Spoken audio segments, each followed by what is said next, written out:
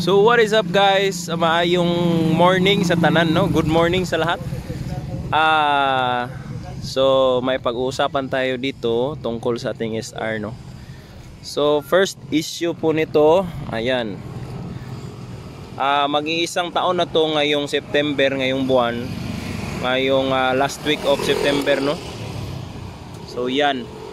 Yung TFT niya nasira yung mga linya-linya. Duda ko sa pag nabasa to sa pag washing, no, na sobraan ng pressure wash directly dyan, baka nanuot yung tubig. Ayan, yan nangyari. Pero guys, pag natagalan yan ng mga 2 minutes, bumabalik rin siya sa original, no, mawawala rin yung mga linya-linya na yan. So yan lang yung issue natin dyan, no, bago. So andito tayo ngayon sa Surigao City. Hey. Okay. So sa work ko tong gala ko to, no, hindi naman gala. So itong travel ko na to ay dahil sa work ko. So yan guys, yan yung SR natin, no. Napaka-pogi ng ano, Accra. So montage muna tayo.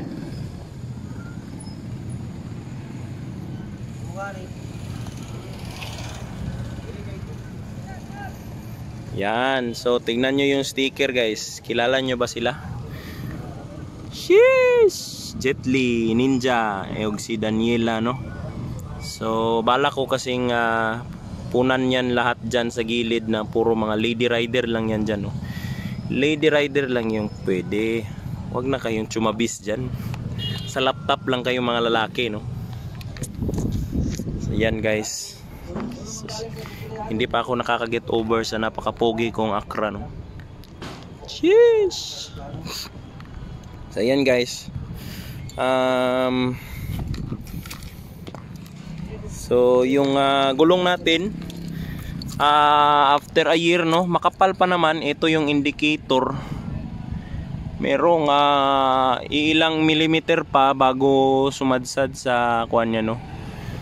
Mga duda ko mga 15,000 sasadsad na to sa ilalim. Meron kasing indicator dyan, no? So nagka-canvas na ako. Parang gusto ko ng bumili ng Pirelli, no? Pirelli Rosso, ano ba? Diablo Rosso, ewan ko ba. Pero yung sport lamang, yung pang matagalan, no? Hindi yung Corsa. Kasi napakadali yun pudpud. Kasi nagta-travel tayo ng malayuan, no? So hindi advisable yun. Tsaka mas mas sanay na ako sa mga hard compound tire, no? Ang technique lang talaga dyan is painitin, no? So gawin natin yung 120 at 160. So mag-upsize tayo guys, no? Dahil nakuha na natin yung desirable top speed natin. So wala na akong paki dyan. 400cc beginner big bike na umaabot po ng 200 plus kilometers per hour. Yan na, sapat na yan para sa akin guys, no? Kasi sa ibang mga beginner bike katulad ng Ninja, sabi ng local Ninja user dito na isang malakas din na rider, is ang top lang daw niya is 190. So yun, ang 190 dito guys is only 5th gear, 191, 192. So yun ang sinasabi ko na China lang sa kalam, no? CF Moto lang sa kalam. Kasi kahit na China brand ito guys, ito naman yung pinaka premium na motorcycle brand sa China.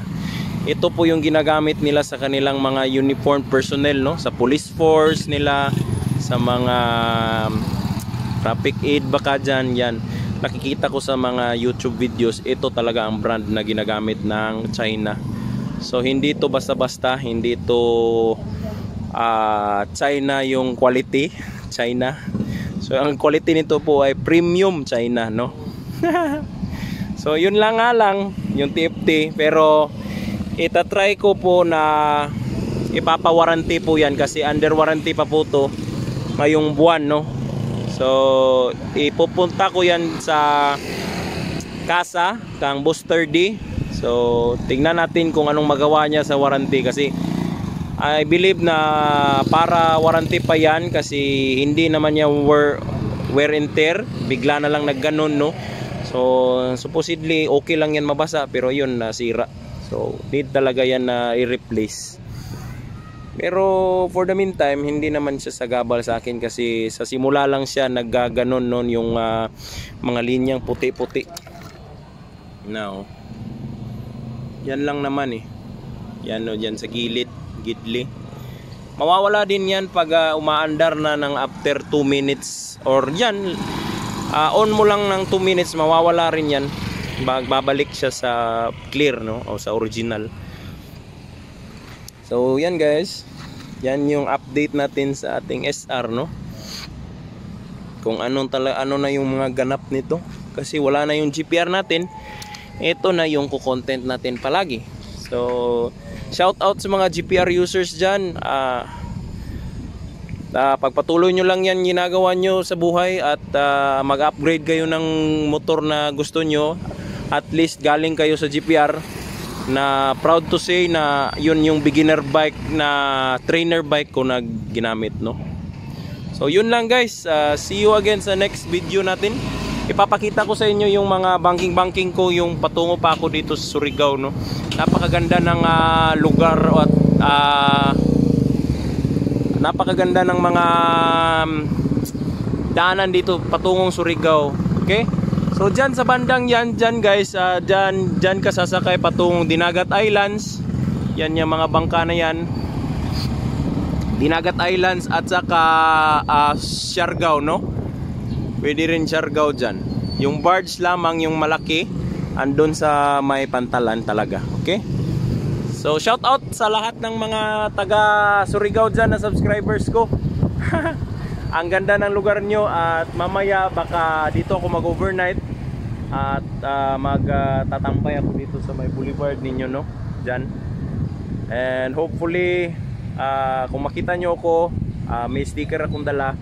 So lapitan nyo lang ako, okay?